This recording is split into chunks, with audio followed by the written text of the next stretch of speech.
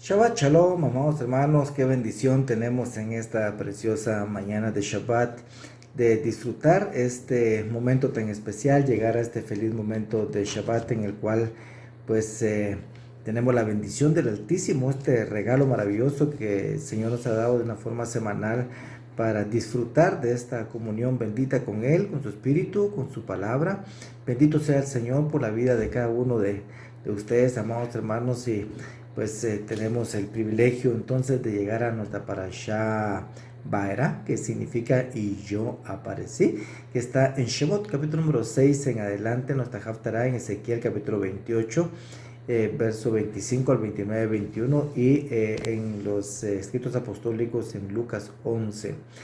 Así que en nuestra bendita parashá, amados hermanos, es la continuación de la manifestación de la bondad del Eterno para con su pueblo, habiendo llegado ya entonces el momento de sacarlo de Egipto, que conforme a su propósito el Señor manifestará su gloria para que se conozca la grandeza y majestad al imperio de la época y a lo largo también de la historia de la humanidad. O sea, esta enseñanza que se da aquí en esta parte es algo que ha seguido la historia de la humanidad a lo largo de los siglos.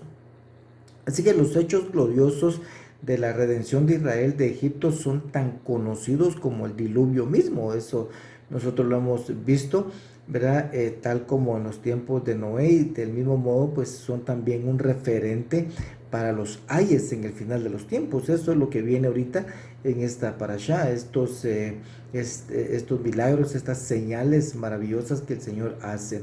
Es difícil que a lo largo de la tierra pues no se pueda encontrar a un pueblo que no conozca estos hechos históricos que dan fe, principalmente de que de la tierra de Israel, del pueblo de Israel, de la mano del Señor moviéndose a favor de su pueblo, que manifiesta el deseo de Dios de que su pueblo le adore en el lugar elegido por él, y el deseo de Dios de que su pueblo habite en la tierra que él preparó y entregó para ellos.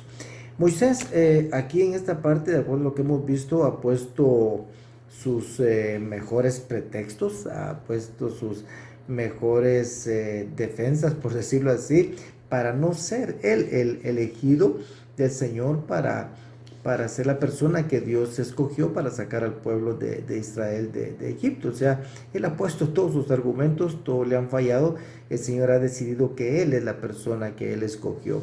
Así que nada de eso ha sido suficiente para que el Eterno cambie de opinión con respecto a él, y pues el Señor ha llegado el momento de llevar a cabo su plan y quiere educar al faraón, quiere educar a Egipto, mostrarse a Israel y también educar al mundo, para que el mundo sepa quién es el que tiene el control de todo el universo, y finalmente dar a conocer su majestad a las naciones.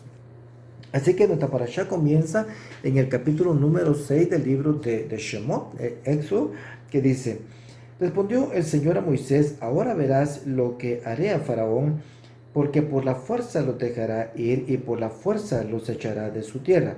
Continuó hablando Dios a Moisés y le dijo: yo soy el Señor. Y me aparecí a Abraham, a Isaac y a Jacob como el Dios Todopoderoso. O sea, este es el Shaddai. Mas por mi nombre, Yud-Heh-Vah-Heh, o sea, que aparece en las Américas como Señor, no me di a conocer a ellos. También establecí mi pacto, dice, con ellos, de darles la tierra de Canaán, la tierra donde peregrinaron, y además he oído el gemido de los hijos de Israel, porque los egipcios los tienen esclavizados, y me he acordado de mi pacto.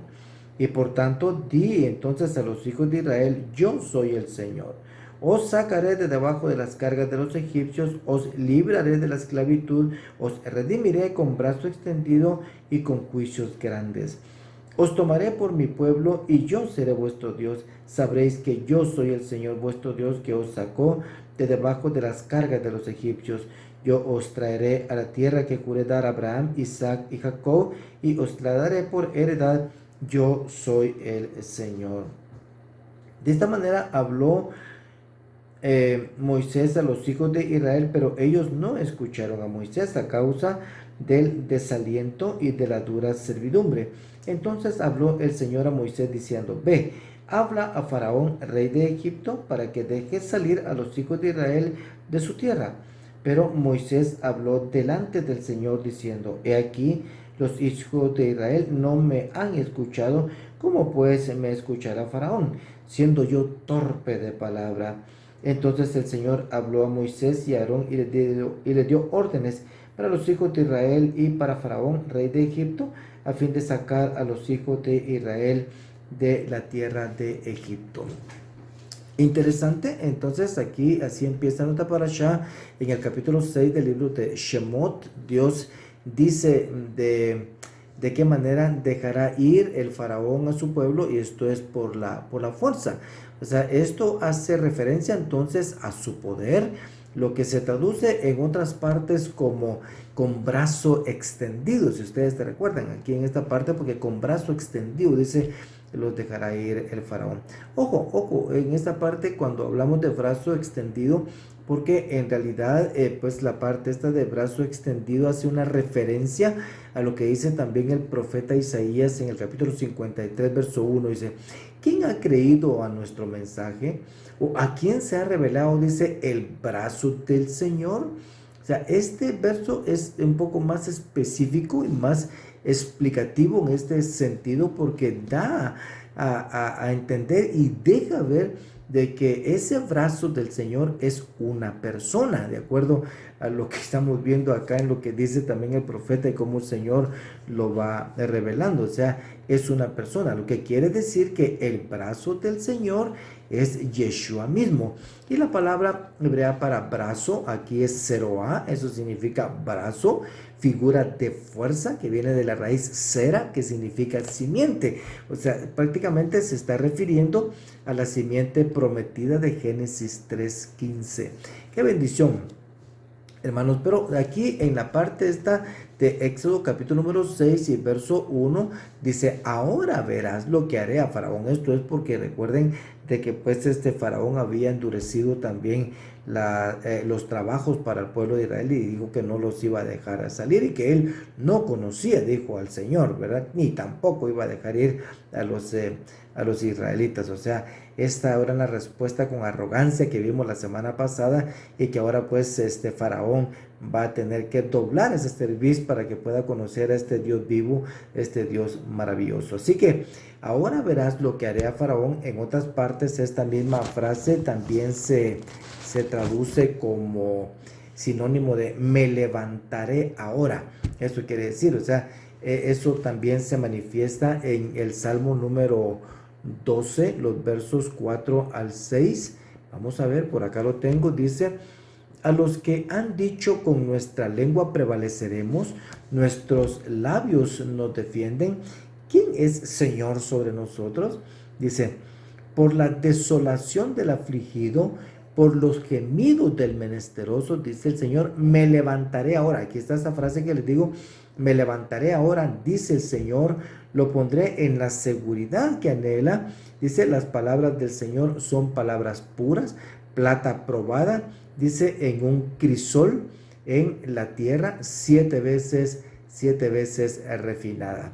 O sea, una gran bendición. Entonces aquí está esa frase: me levantaré ahora. Así que el pueblo había llegado al punto más débil de su humanidad, su fuerza, su voluntad.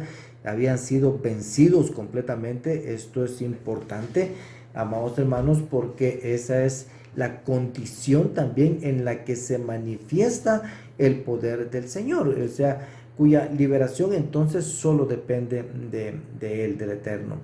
Los versos del 2 al 4, de acuerdo a lo que leímos aquí en Shemot, capítulo número 6, hablan acerca del nombre que será conocido a partir de este momento. Esto es impresionante. Dice El Señor, dice, es el nombre propio con el que Él se identifica y que ahora mostrará su carácter y poder sobre su nombre. Cuando la Biblia en las Américas traduce como Señor, en otras partes lo traduce como Adonai, esto es Yud-Heh-Vav-Heh, o sea, este es el tetragramatón, como estamos nosotros acostumbrados a mencionarlo también. Entonces, aquí en esta parte, el Dios que realiza, ¿verdad? Y cumple lo que ha prometido. O sea, este es el Dios poderoso de la gloria, es nuestro Dios, nuestro Salvador. Ya dijimos de que Él dijo, cuando los israelitas del pueblo le pregunten, ¿quién te envió? Entonces tú dirás, el yo soy, o sea, el Eye, Asher Eye, ¿verdad? Que significa yo soy el que soy. Entonces, lo que sucede aquí en esta parte es de que el Dios que perfecciona lo que comenzó, de acuerdo a la referencia también que dice Pablo a la carta a los Filipenses, capítulo número 1, verso 6, dice, estando convencido precisamente de esto, que el que comenzó en vosotros la buena obra la perfeccionará hasta el día de Yeshua Mashiach. O sea, el Señor había dicho desde tiempos de Abraham cómo sería esta parte, se lo había dicho también a José. José lo dijo antes de partir y ahora pues está haciendo de esta manera. Igual será también en el final de los tiempos, en la liberación de su pueblo de este mundo. Esto quiere decir entonces que el que comenzó en nosotros, amados hermanos, la buena obra, terminará esa obra en nosotros también. Eso implica de que el Señor no ha terminado con nosotros. O sea, esto será hasta que estemos seguros en su reino. Esto es una bendición tan grande porque el Señor no terminará con nosotros, sino hasta vernos seguros en el reino, que el Señor cumpla su obra en nosotros y nos permita estar en su reino adorando su santo nombre. Pedro también lo explica de esta manera en su primera carta, en el capítulo número 5, verso 10, dice, y después de que hayáis sufrido un poco de tiempo, el Dios de gracia que os llamó a su gloria eterna, dice, en Mashiach, él mismo dice, os perfeccione, afirme, fortalezca y establezca. Esto es lo que hace, o sea, esto es obra solamente del Señor. Entonces, tratando de traducir estas palabras y buscando el original en el griego, en esta parte dice, la palabra perfeccione es catartizo, ¿verdad? Esto significa reparar, completar para ser apto, o sea, restaurar. O sea, el Señor nos perfecciona, o sea, que Él restaura, repara lo que no está bien en nosotros, lo cual es necesario definitivamente para nuestras vidas. Dice también afirme. Dice la segunda palabra, afirme, esta es la palabra esterizo, ¿verdad? Esta palabra esterizo significa fijar firmemente, adherir, es como adherirse al Señor completamente, ¿verdad? Es volverse resueltamente en la dirección que el Señor quiere llevarnos, o sea, es afirmar nuestras vidas en Él. La tercera palabra es fortalezca, ¿verdad? Esa palabra es selsenos en griego. El griego significa vigor corporal, poder espiritual, o sea, el Señor una vez nos perfecciona, o sea, nos repara, nos restaura, nos fija firmemente también en Él y después nos da vigor para mantenernos en Él y el poder espiritual para poder hacerlo, ¿verdad? Y por último la palabra establezca, que es la palabra de semelio.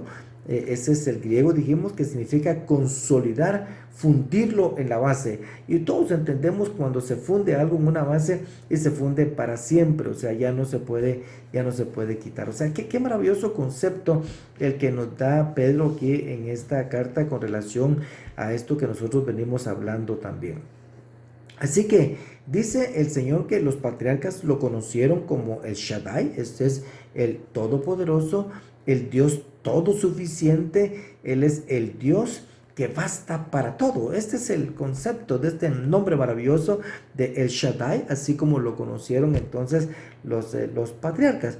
Pero hablemos ahora un poco más de su santo nombre, lo cual es muy preciso, porque nosotros a veces obramos muy mal con relación al nombre del Señor y hemos sido muy irrespetuosos. Comúnmente nosotros escuchamos bromas, no somos partícipes de eso, pero oímos cuando la gente habla con relación al nombre del Señor y utiliza el nombre del Señor como que si fuera pues un nombre común, ¿verdad? Pero en realidad este es de mucho respeto, hermano. Así que vamos a hablar un poco más acerca de eso, porque en esta parte, de acuerdo a lo que vimos en Shemot capítulo número 6 y verso 3, dice: me aparecía Abraham, Isaac y Jacob como el Dios Todopoderoso, como Shaddai. Mas por mi nombre, Señor, o sea, este es el tetragramatón Yud, Heh, Hei. Aquí en esta parte no me di a conocer, dice, no me di a conocer a ellos. Entonces, esta parte es interesante porque según algunos estudiosos, lo que estamos leyendo aquí en Shemot, capítulo número 6, verso 3, en la parte que dice: mas por mi nombre, Señor, no me di a conocer a ellos. Los estudiosos han encontrado de que en realidad dice que sin que exista, ¿verdad?, algún error de sintaxis, aquí en esta parte hay una traducción que realmente dice: mi nombre no me di a conocer a ellos, ¿verdad?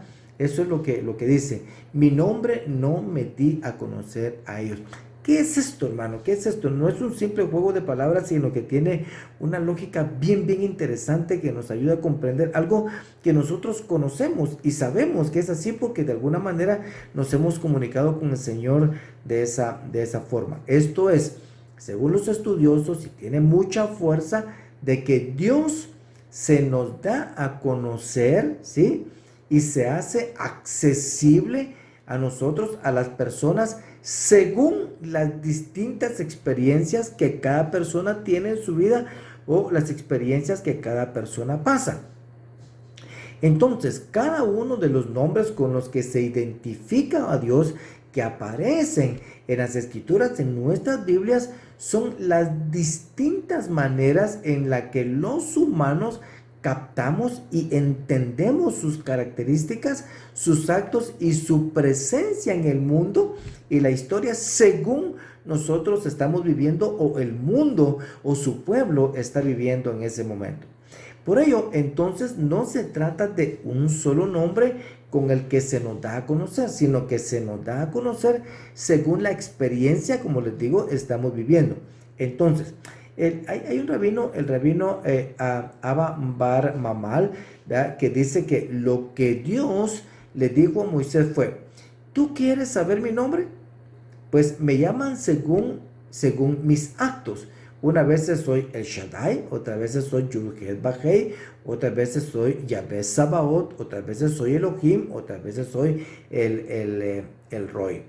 Entonces, lo que estamos viendo acá en esta manera es muy emotivo, muy emotivo, y como les digo, tiene mucha lógica porque nosotros hemos recibido y hemos visto la manifestación del Señor en nuestras vidas según las circunstancias también de nuestras vidas. O sea, Él es también Yahvé Rafa, que es nuestro sanador cuando estamos enfermos; Yahvé Sabaoth, cuando necesitamos una defensa, el Dios de los ejércitos; Yahvé El Roy, cuando estamos lastimados, oprimidos, y necesitamos que Él lo vea, que nuestra mirada misericordiosa sea sobre nosotros.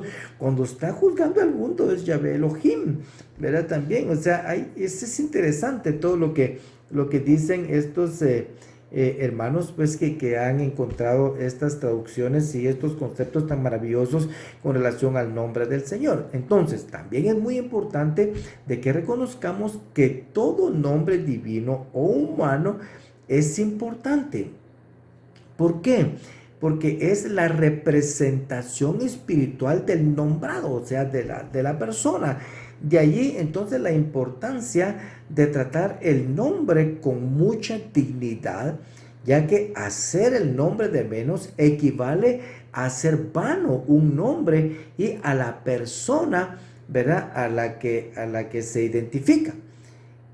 Vemos con mucho interés también de que a ninguno de nosotros nos gusta que se relacione nuestro nombre con algo que sea despreciable o que sea ingrato. ¿Cuánto más entonces con el nombre del Señor? Y por eso existe el tercer mandamiento que dice: no tomes el nombre de tu Dios en vano, que está en Éxodo 20, capítulo 20, verso 13. Y entonces esto nos pide tener sumo cuidado, porque tampoco se puede borrar, quemar o destruir el nombre del Señor. Y en ese sentido tenemos que tener mucho cuidado, y al estar estudiando la parashá para hacer este video que nos enseña mucho, en Deuteronomio capítulo número 12, versos 2 al 5, es impresionante de verdad lo que dice. Pero miren, dice: destruirás completamente todos los lugares donde las naciones que desposeeréis sirven a sus dioses, sobre los montes altos, sobre las colinas y debajo de todo árbol frondoso. Y demoleréis, dice, sus altares, quebraréis sus pilares sagrados, quemaréis a fuego sus imágenes de acera, derribaréis, dice, las imágenes talladas de sus dioses, y borraréis su nombre, dice, de aquel lugar. No, oigan esto, dice: no procederéis así con el Señor vuestro Dios, sino que, dice, buscaréis al Señor en el lugar en el que el Señor vuestro Dios escoja de todas vuestras tribus, para poner allí su nombre, dice, para su morada, y allí vendréis. Miren esto. Primero, no procederéis así con el Señor, o sea, el respeto a todo lo que el Señor hace y su nombre, ¿verdad? Y la otra es buscar al Señor y estar en el lugar que el Señor ha escogido, y cuidar también del lugar donde el Señor ha escogido para poner ahí su nombre y su morada. Es impresionante esto que nos dice acá también el Señor en Deuteronomio capítulo número 12, versos 3 al 4.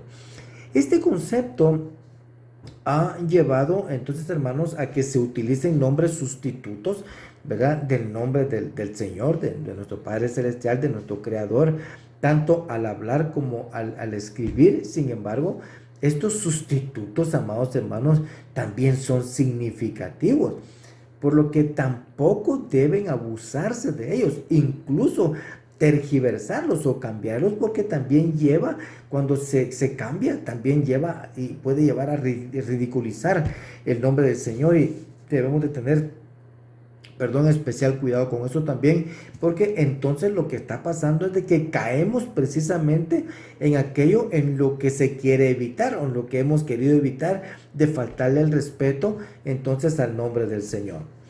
Cuando se cambian letras o frases sobre el nombre del Señor, se cree que se hace para conservar guardado su nombre santo, ¿verdad? O sea, mantener el nombre protegido, ese nombre maravilloso. Pero puede sonar mal, principalmente si alguien no conoce, por ejemplo, las abreviaturas que algunas veces hacemos, porque incluso Dios es un sustituto del nombre del Señor, pero muchos escriben la D, omiten la I, y dejan OS, o ponen un guión a cualquiera de las letras que están en medio de esa palabra, con el propósito, pues, de no mencionar o escribir exactamente el nombre del Señor. Pero esto también hay que tener mucho cuidado con eso, porque las personas a veces no conocen las contracciones, todo esto, entonces puede llevar incluso a confundir, porque, por ejemplo, cuando hacemos eso, o cuando se hace eso, se escribe D,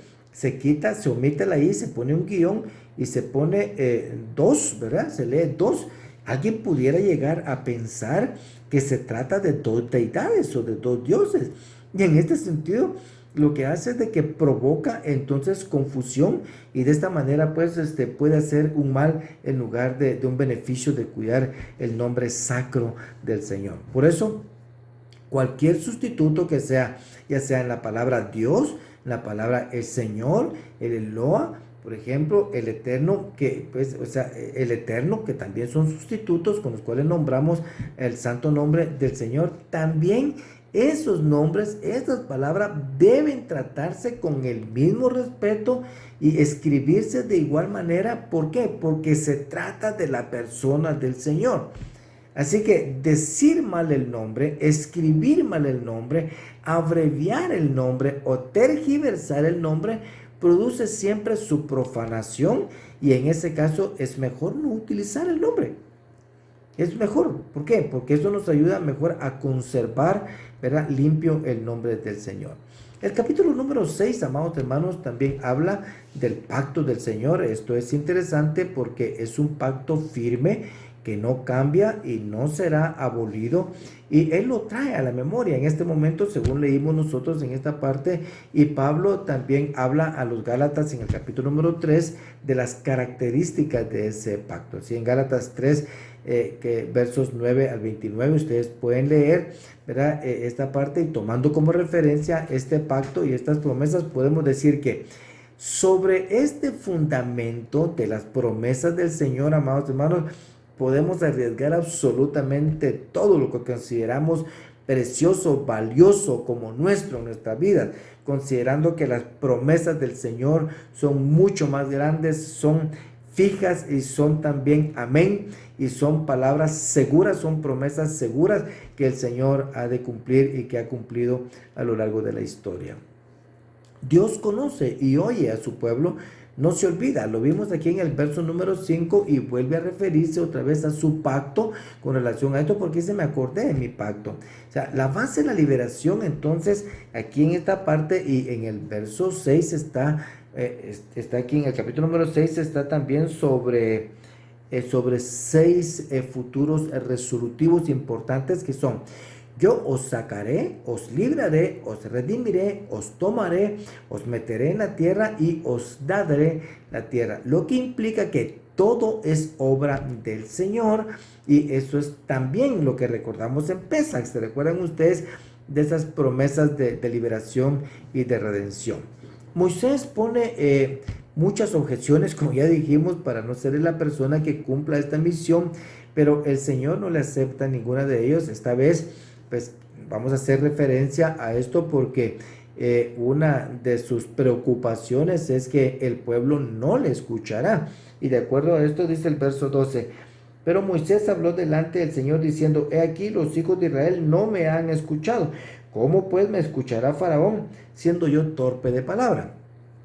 Ojo con esto, mis amados hermanos, porque si los que profesan ser el pueblo de Dios no escuchan a los mensajeros de Dios, ¿cuánto más o cómo puede pensarse que vayan a escucharle los que se dicen o se creen ser enemigos de Dios? Porque ellos mismos lo declaran con su boca y con sus actos. O sea, miren, ahí estamos a veces hablando, pero a veces miren los que están en los caminos del Señor y pues en la parte de la cristiandad, como lo decimos, miren, aquí están los mandamientos, tomen los mandamientos, hagan los mandamientos, cumplan el Shabbat. No lo hacen, no lo creen. ¿Cuánto más aquellas personas entonces que no quieren saber nada con relación del Señor? Así que esto no es para desmotivarnos, sino que es para que tengamos la fuerza, la energía de seguir adelante y que no desmayemos también en este sentido. En el capítulo número 7, amados hermanos, Dios anima a Moisés a ir a Faraón, le embiste de gran poder, de acuerdo a lo que vimos acá. Dice: entonces el Señor dijo a Moisés: mira, yo te hago como Dios. Dice: este es un juez para Faraón y tu hermano Aarón será, dice, tu profeta. O sea, es mi representante en este asunto, lo que dice. Así como los jueces son llamados dioses, también Moisés, entonces en esta parte es llamado de la misma manera. O sea, es importante hacer notar aquí que el calificativo Dios es un título que se designa a una deidad, o sea, no es un nombre propio como tal, o sea, es un calificativo que puede definir incluso a dioses falsos. Hay que tener especial cuidado con eso. Por eso es de que cuando escribimos el nombre, la palabra Dios, para referirnos al Dios, el Eterno, el Santo de Israel, lo hacemos con mayúscula, ¿verdad? Y evitamos referirnos a Él escribiéndolo con minúscula, porque entonces sabemos a quién nos estamos refiriendo, y esto es incluso lo que se ha mostrado también a lo largo de los tiempos. Ahora, Dios es una palabra que designa a alguien entonces que tiene alguna autoridad, o sea, el que tiene el control. Por eso Moisés se constituye como tal, porque tendrá el control dado por el Eterno como su designado entonces para esta importantísima misión. O sea, no hay que confundir entonces porque algunos siguen una descripción que hacen derivar la palabra Dios de la palabra Zeus. Y Zeus sí es un nombre propio de una deidad pagana, como lo hemos visto, es una deidad mitológica, o sea, son dos palabras y conceptos diferentes, Dios y Zeus, o sea, son conceptos totalmente distintos. Por eso es que algunos ya ni siquiera quieren llamar Dios a nuestro Padre Celestial, pero Él sí tiene el control. Vemos si la palabra Dios es algo que alguien que tiene el control, entendemos que nuestro Dios, nuestro Padre, el Eterno, el Creador de los cielos y la tierra, Shaddai, como se presentó a los patriarcas, sí tiene el control. Entonces, sí aplica en este sentido para Él, bendito sea su santo nombre. Así que le nombra a Aarón como su ayudante y le dice, Él será tu profeta. O sea, ¿qué significa esto? Llevará tu voz. ¿Sí? El mensaje que sale de ti, Él lo llevará. Así que no te preocupes por eso. Y le anticipa también que Faraón no le oirá, pero que él debe hacer la obra de todas maneras, ¿verdad? ¿Por qué? Eso es para que se cumpla el propósito de Él. ¿Qué quiere decir esto? Miren, esto quiere decir que aunque los egipcios no quieran conocer al Eterno, de todos modos le conocerán, ¿verdad? Para bien o para mal de ellos, pero de que le van a conocer, le van a conocer. ¿Por qué entonces decidió el Señor que el faraón no le oyera? ¿Verdad? Eso es muy sencillo. Dice, para que su corazón se endureciera y la gloria del Señor se manifestara con todo su esplendor, para darse a conocer a lo largo de la historia de la humanidad y para que vaya, verá, cumpliendo su propósito conforme a los planes que Él tiene, verá, según sus santos designios. Este capítulo, entonces, el capítulo 7, hermanos, contiene los primeros milagros, o sea, en los versos 9 y 10, y hablan de lo que pedirá Faraón. Él le va a decir, haced milagro, ¿verdad? Aquí en esta parte dice, y habló el Señor a Moisés, estoy en el verso número 8, diciendo, cuando os hable Faraón y diga, haced un milagro, entonces diréis a Aarón, toma tu vara y échala delante de Faraón para que se convierta en serpiente. Vinieron pues Moisés a Aarón e hicieron tal como el Señor les había mandado. Aarón echó su vara delante de Faraón y de sus siervos, y ésta se convirtió en serpiente. Entonces Faraón llamó también a los sabios y a los hechiceros. También ellos, los magos de Egipto, hicieron lo mismo con sus encantamientos, pues cada uno echó su vara, las cuales se convirtieron en serpientes, pero la vara de Aarón devoró las varas de ellos. Entonces, ¿qué iba a hacer el faraón? Hacer milagro. Ese hacer milagro implica, bueno, señores, ustedes dicen esto, entonces presenten sus credenciales. O sea, hago un milagro, entonces veremos. O sea, como quien como quien dice, da a conocer pues al Dios tuyo, ¿verdad?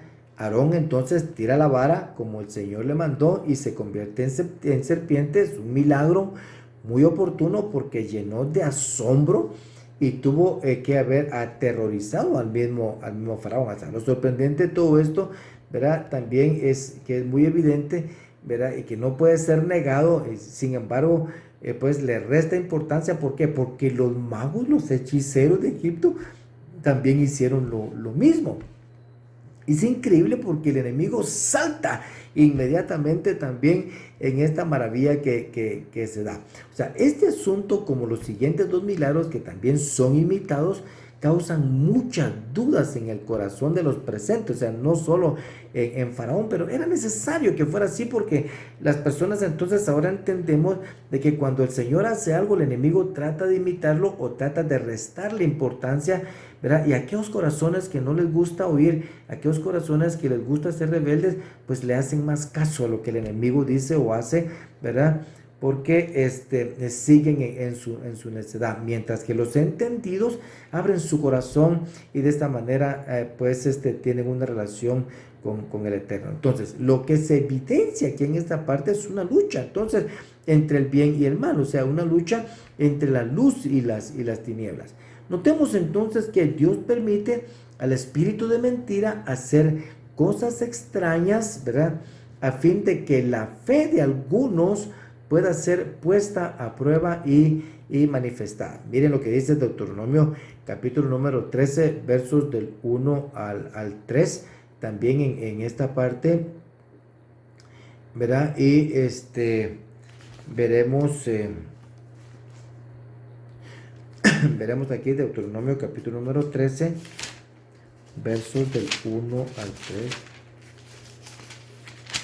Y vamos a ver, dice, y si se levantan en medio de ti un profeta o soñador de sueños y te anuncia una señal o un prodigio, y la señal o el prodigio se cumplen, acerca del cual él había hablado diciendo, vamos en pos de otros dioses, los cuales no has conocido, y sirvámosles. Oigan lo que dice, no darás oído, dice, a las palabras de este profeta o de ese soñador de sueños, porque el Señor tu Dios te está probando para ver si amas al Señor tu Dios con todo tu corazón y con toda tu alma. Esto es interesante. Miren lo que dijo Pablo también en su primera carta a los Corintios, capítulo número 11, verso 19. Dice, porque es necesario que entre vosotros haya bandos. O sea, bandos quiere decir, aquí hay una posición, aquí hay otra, aquí hay un grupo y aquí hay otros. Y esos son los bandos.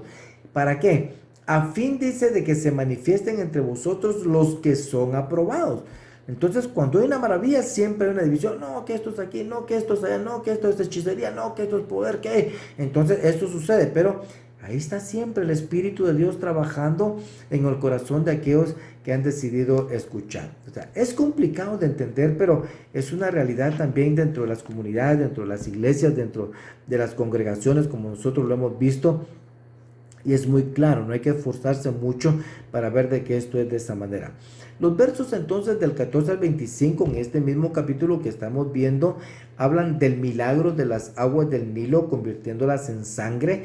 Esto es impresionante porque el faraón se creía el dueño del Nilo por creación suya. O sea, esto es impresionante, hermanos. Entonces, lo que le tocó vivir aquí en esta parte, pues es un revés de lo que él mismo pues había dicho. Entonces vemos aquí en Ezequiel capítulo número 29 verso 3 como dice, habla y di, así dice el Señor Dios, he aquí, estoy contra ti, Faraón, rey de Egipto. Miren cómo le llama, el gran monstruo, que yace en medio de sus ríos.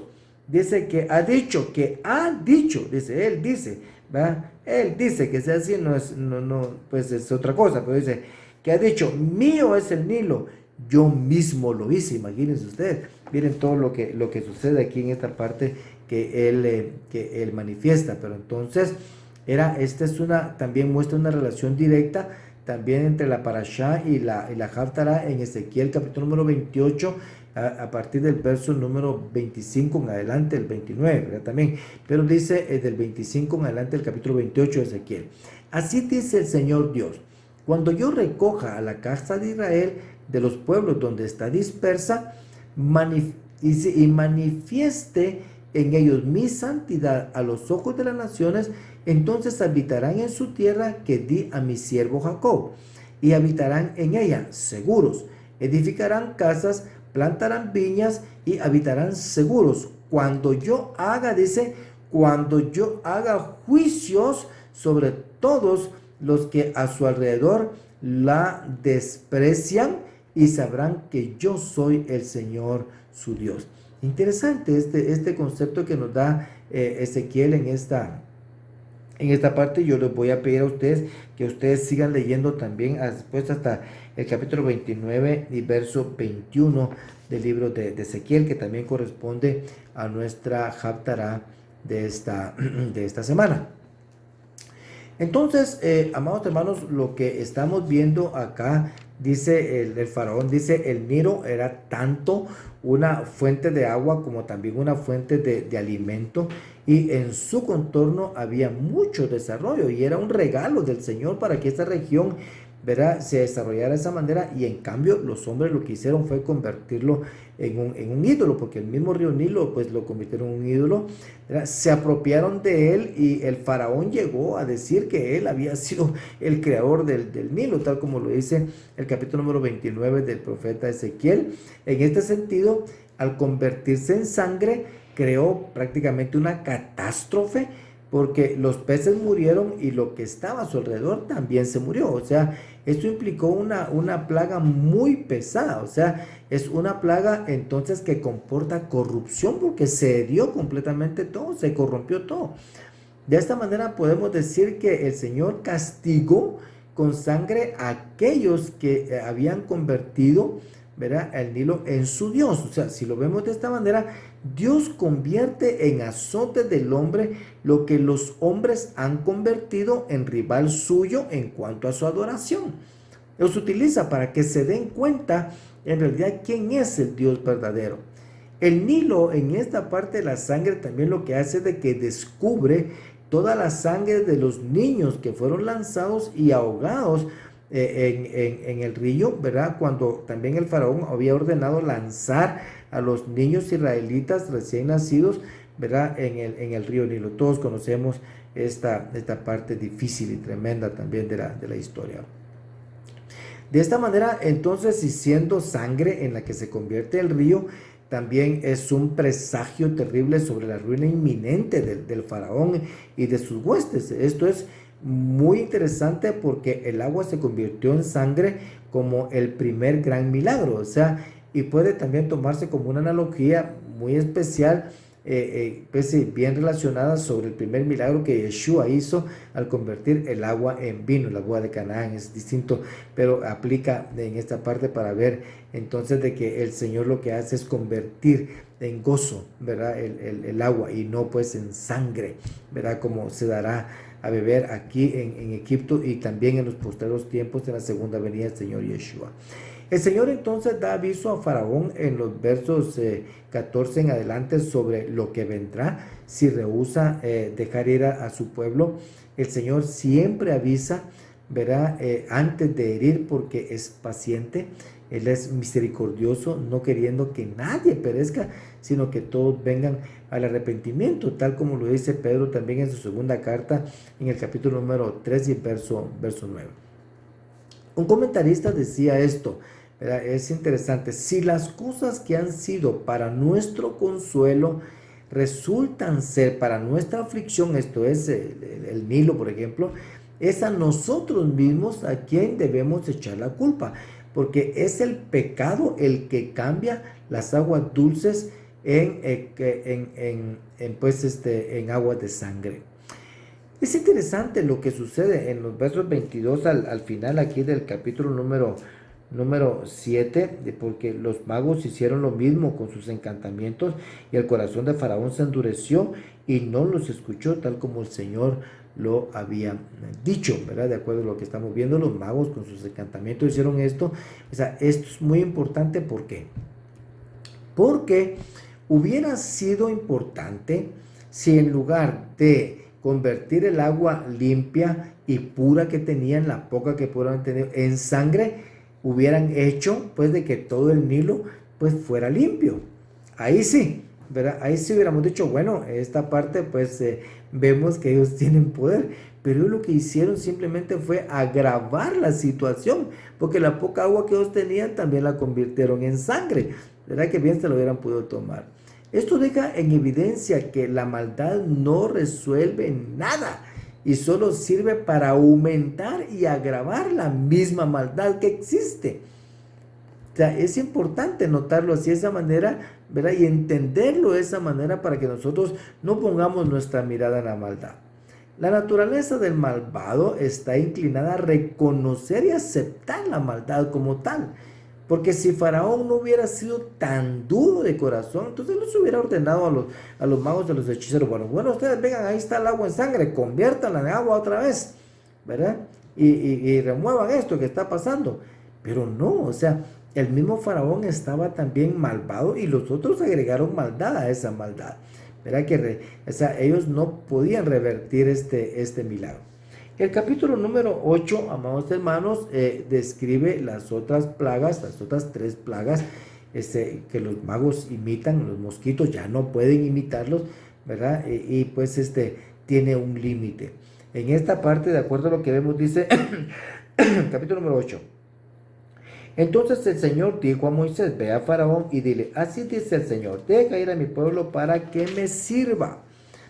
Pero si te niegas a dejarlos ir, he aquí heriré todo tu territorio con ranas, y el Nilo se llenará de ranas, ¿verdad? Entonces aquí en esta parte es interesante porque ranas es la palabra het, que es fertilidad.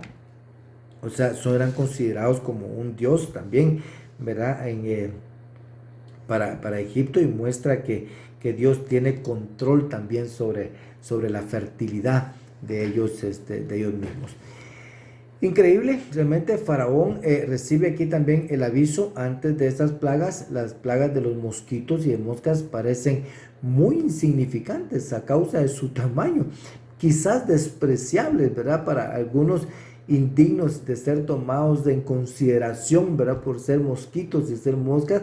Sin embargo, estas produjeron en los egipcios dolorosas y terribles plagas. O sea, esto nos lleva entonces a considerar que el Señor se manifiesta con el mismo poder en la creación de una hormiga como de un elefante. A veces las hormigas son tan insignificantes, tan pequeñitas, que pudiéramos presionarlas tal vez y acabar con ellas con un simple apretón de los dedos, pero si nos llega a picar una hormiga de ese tamañito, nos hace brincar en todo este cuerpo grande, que si vemos la proporción del tamaño de la hormiga con nuestro cuerpo, entonces veremos el poder que esa hormiga puede tener. Pero ese es el poder de Dios.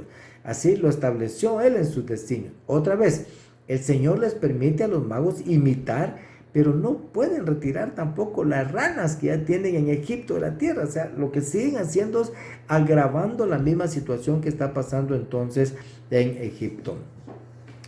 En esta plaga, lo que sí hace el faraón, dice en el verso 8, dice, capítulo número 8, entonces Faraón llamó a Moisés y a Aarón y dijo, rogad al Señor para que quite las ranas de mí y de mi pueblo, y yo dejaré ir al pueblo para que ofrezca sacrificios al Señor. Y Moisés dijo a Faraón, ok, dígnate entonces a decirme cuándo he de rogar por ti, dice, y por tus siervos y por tu pueblo, para que las ranas sean quitadas de ti y de tus casas y queden solamente en el río. Entonces, dice, él respondió, mañana. Estaba tan interesado que se fue, que esto está bien, mañana, ¿verdad? O sea, ¿qué está haciendo Faraón aquí en esta parte? Faraón dice mañana, como quien dice, será cuando yo lo diga. O sea, esta es una muestra de arrogancia, de querer mantener el control de lo que él no puede, o sea, de lo que él no es capaz. Esto es muy fuerte porque finalmente el faraón endurece su corazón, y al tener un poco de alivio aquí en esta parte, ¿verdad? Él endurece su corazón. Esto implica que, sin haber considerado lo que pasó ayer con las plagas que pasaron y considerar lo que puede venir adelante o mañana, en los días siguientes, los hombres muchas veces endurecemos nuestro corazón contra los designios de Dios. Le pasó al faraón y le pasa a todos los hombres. Pero si tenemos la oportunidad de venir a Él y cobijarnos bajo su amor, no lo desperdiciamos. Es una buena oportunidad para pedir perdón y para mejorar también nuestra relación con Él. Ojo con esto. Mientras el corazón no ha sido renovado, la gracia de Dios y las impresiones producidas por la aflicción no van a perdurar, ya que las aparentes convicciones se terminan borrándose, y por ende las promesas pues, que se hacen se olvidan. O sea, si no tenemos un corazón renovado, pues entonces todo lo que venga pues pasará también de largo. Esto es lo que les estoy diciendo. Así que la clave es tener un corazón renovado, un corazón circuncidado, que nos ayude entonces a nosotros a adorar al Señor como sea correcto. Los versos 16 al 19 hablan de la plaga de los piojos.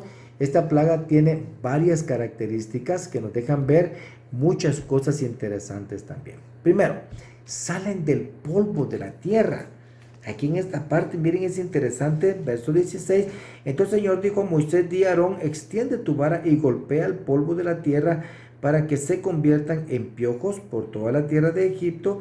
Y así lo hicieron. Y Aarón extendió su mano con su vara y golpeó el polvo de la tierra, y hubo piojos en hombres, animales. Todo el polvo de la tierra se convirtió en piojos por todo el país de Egipto. Y los magos trataron de producir piojos con sus encantamientos, pero no pudieron.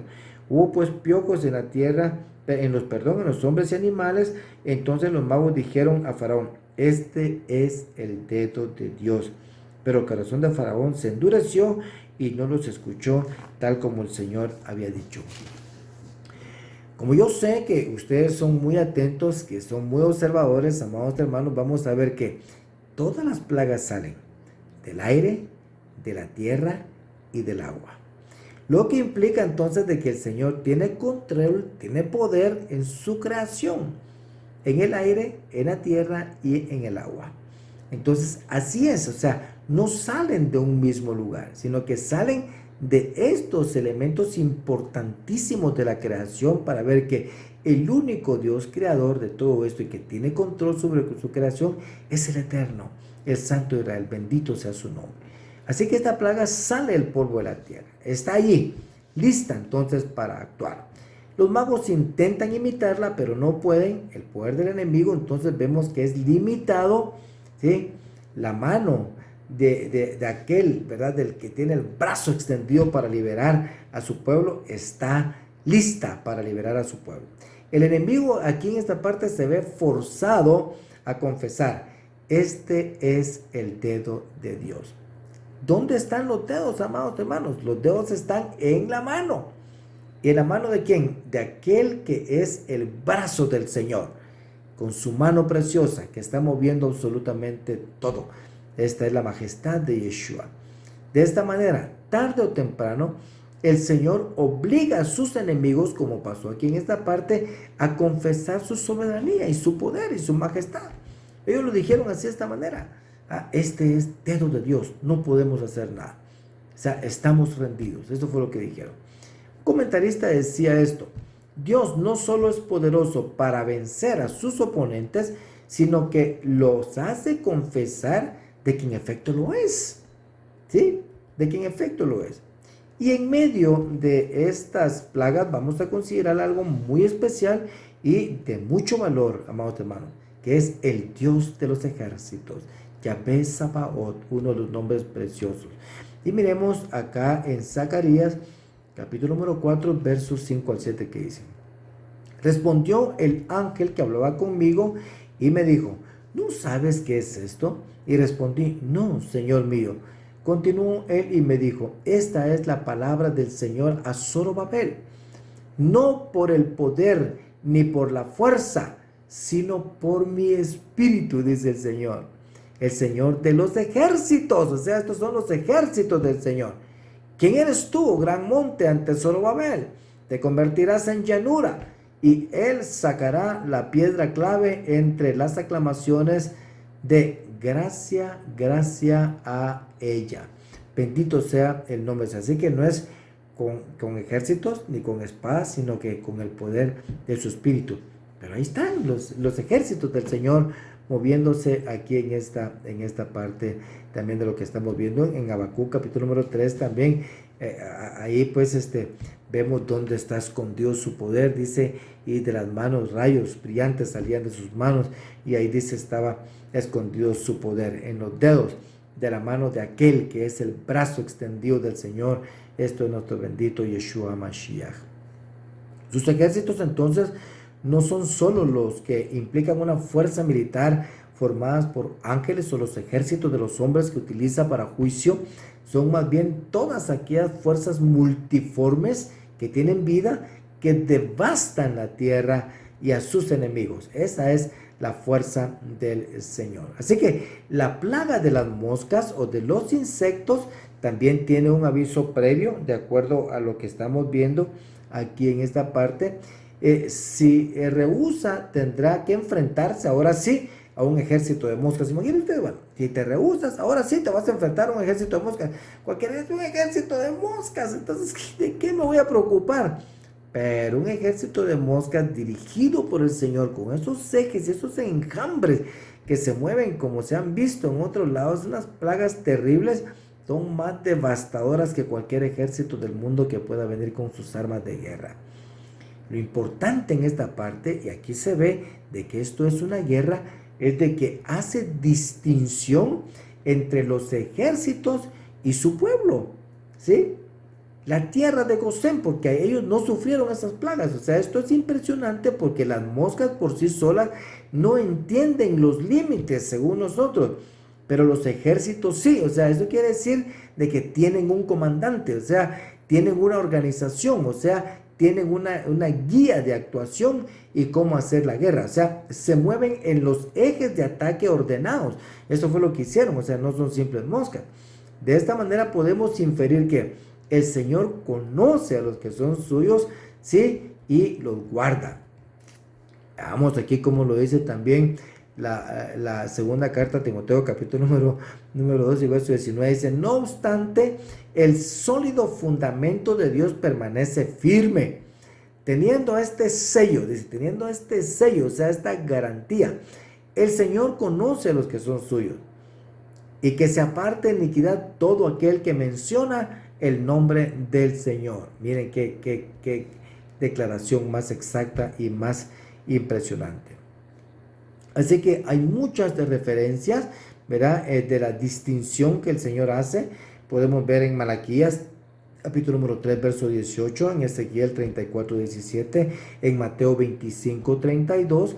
O sea, ustedes pueden leerlo en casa, por favor. Vendrá el día en el que el Señor hará una separación y entonces todo será diferente. Cada uno verá la recompensa también de su obediencia. El capítulo número 9, amados hermanos, habla de la quinta plaga de los animales domésticos, del ganado y de la vacada. O sea, los versos del 1 al 7 dice: entonces el Señor dijo a Moisés: ve a Faraón y dile, así dice el Señor de los ejércitos, deja ir a mi pueblo para que me sirva, porque si te niegas a dejar ir y lo sigues deteniendo, he aquí la mano del Señor vendrá con gravísima pestilencia sobre tus ganados, dice, que están en el campo, sobre tus caballos, sobre los asnos, sobre los camellos, sobre las vacadas y sobre las ovejas. Pero el Señor hará distinción entre los ganados de Israel y los ganados de Egipto, y nada perecerá de todo lo que pertenece a los hijos de Israel. Y el Señor fijó un plazo definido, diciendo: mañana el Señor hará esto en la tierra. Y el Señor hizo esto al día siguiente, y perecieron todos los ganados de Egipto, pero los ganados de los hijos de Israel, ni un solo animal murió. Y Faraón envió a ver, he aquí, ni un solo animal de los ganados de Israel había perecido, pero el corazón de Faraón se endureció y no dejó ir a su pueblo. Bueno, entonces aquí lo que hace es de que el Señor vuelve a hacer entonces distinción entre los animales de Israel y los de Egipto.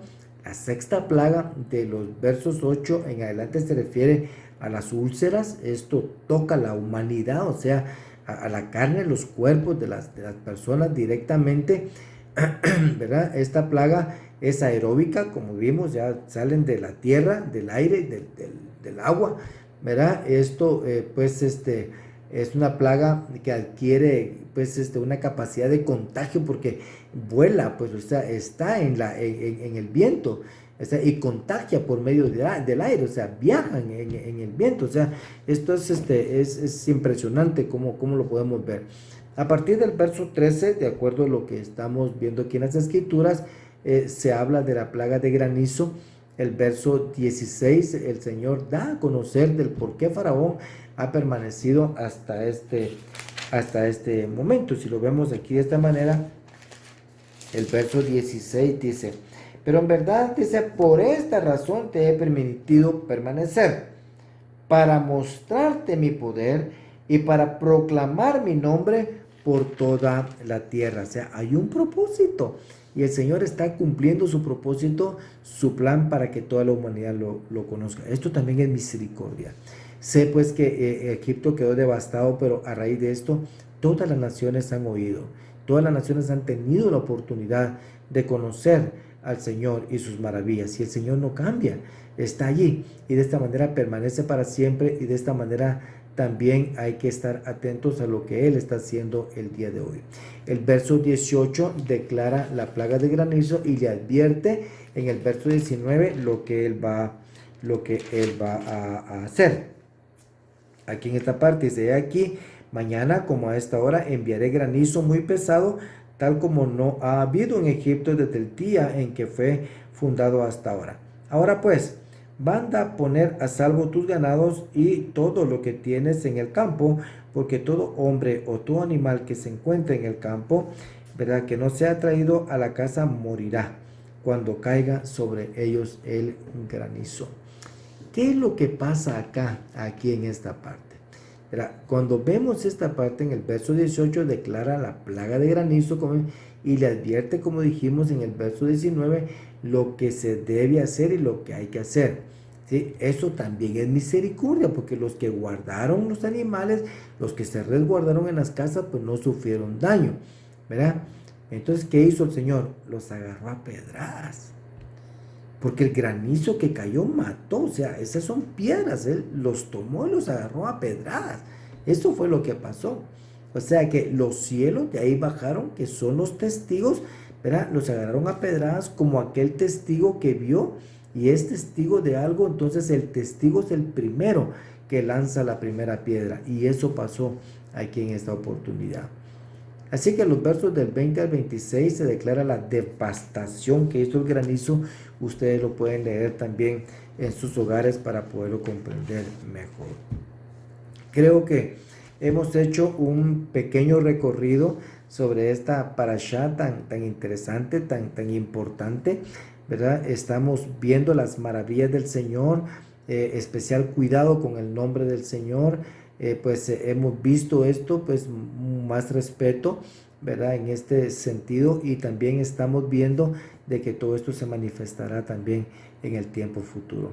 Que el Señor siga teniendo misericordia de nosotros, amados hermanos. Los bendigo en esta hora. Que el Señor nos siga ayudando, que el Señor nos dé sabiduría e inteligencia para ser mejores y que ponga en nuestra vida shalom, ¿verdad? Que los tiempos que vengan sean tiempos de refrigerio en los cuales podamos disfrutar de estar cerca del Señor, tal como decía también Pedro en su primera carta, que el Señor los afirme, los fortalezca, establezca, ¿verdad? De tal manera que podamos estar adheridos a Él y estemos también fundidos en Él, para gloria de su nombre. Con el respeto al Señor, entonces voy a bendecir a su pueblo. Que el Señor les bendiga y les guarde, que el Señor haga resplandecer su rostro sobre ustedes, tengan ustedes misericordia, que el Señor alce su rostro sobre ustedes, pongan ustedes shalom, que la bendición del Altísimo sea sobre ustedes, que el Señor les bendiga desde lo alto, que el Señor les bendiga desde Sión, que el Señor les haga caminar el Señor a través de sus preceptos, sus estatutos, a través del rostro de Mashiach, que el Señor ilumine su caminar, lo libre de todo mal, lo libre de la plaga, de la mortandad que anda en medio de ella, y que el Señor dé abundante bien, abundante shalom para sus vidas. Que el Señor les sea propicio conforme a sus manifestaciones gloriosas y que le conozcan a través de sus nombres, para que ustedes puedan ver que el Señor es bueno y su misericordia es para siempre. Que el Señor afirme sus pasos en su palabra y que el Señor los bendiga desde lo alto y que les permita ver el bien de Jerusalén en sus días. Los bendigo en el nombre bendito y glorioso de Yeshua Mashiach, Melech Israel. Shabbat Shalom, amados hermanos, que la gracia del Señor siga siendo sobre todos nosotros. Amén.